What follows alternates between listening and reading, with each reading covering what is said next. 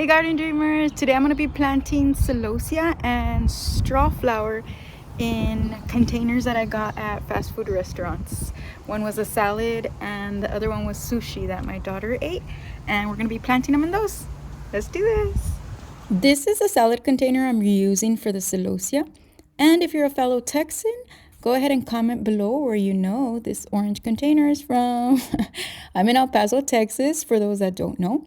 And it's a challenge growing anything in our desert, so I'm always experimenting with different flowers to see what thrives with minimal effort.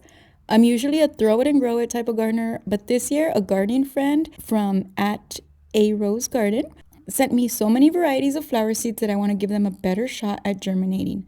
Thank you, Esther. She sent me these two varieties of Celosia, apricot coxcomb and white flamingo. She even has these cute labels made with her info. I love it.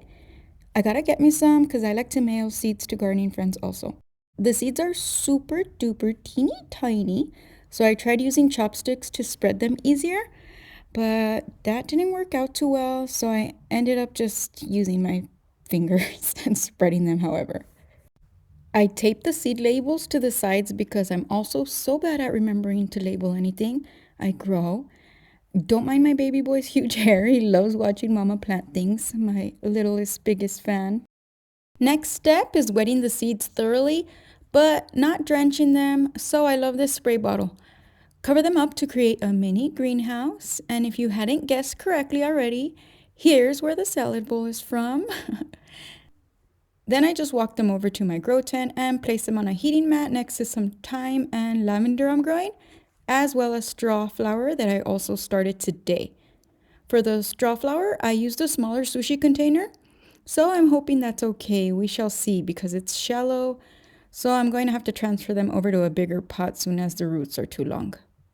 Anywho, I had Fox Farm potting soil and I failed to get seed starting mix, so as you saw earlier, I just sifted the soil into the containers. Patted it down a bit, put the cover back on, and went inside to start the pink straw flowers that Esther sent me. I again tried to use the chopsticks method without success. It would just keep getting stuck in my finger and the chopstick, and I just gave up and started putting them with my fingers again. And you can actually start Strawflower by direct sowing them, but they like a steady temperature of 70 to 75 degrees for optimal germination. And I was initially going to just throw them in the garden as soon as it warmed up, but this weather goes from 80 degrees down to 30 degrees, so here I am starting them barely now, indoors, 5 days before my last frost date. Optimally, you want to start them 6 to 8 weeks before your last frost date. They also require 16 hours of light per day to grow, so in the grow tent they go. I did leave a couple of seeds to throw in the ground directly to see if they'd grow easier or if they even grow at all. And if you noticed earlier, I taped the seed pack to the trays, but later thought that wasn't a good idea to keep the seeds in the light. So I removed them and placed other labels on the containers. And this is my lavender. I don't know if you could tell. I've killed so many lavender plants that I thought I'd just grow it by seed, so I won't waste so much money trying to buy them. And here we are 2 days later, and the Celosia already sprouted. Ah!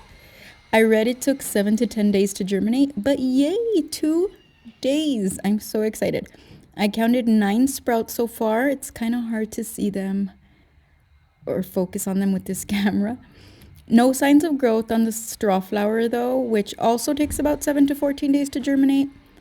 I can't wait to have gorgeous flowers. Thank you again to my garden bud, Esther. If you live in the desert area and if you have any tips for me, leave me a comment. I'd love to learn from those that already grew these. If I helped you in any way, hit that like and subscribe button. And thank you again for watching. See you soon. Hopefully I can show you these beauties when they're all grown like the ones in these pics.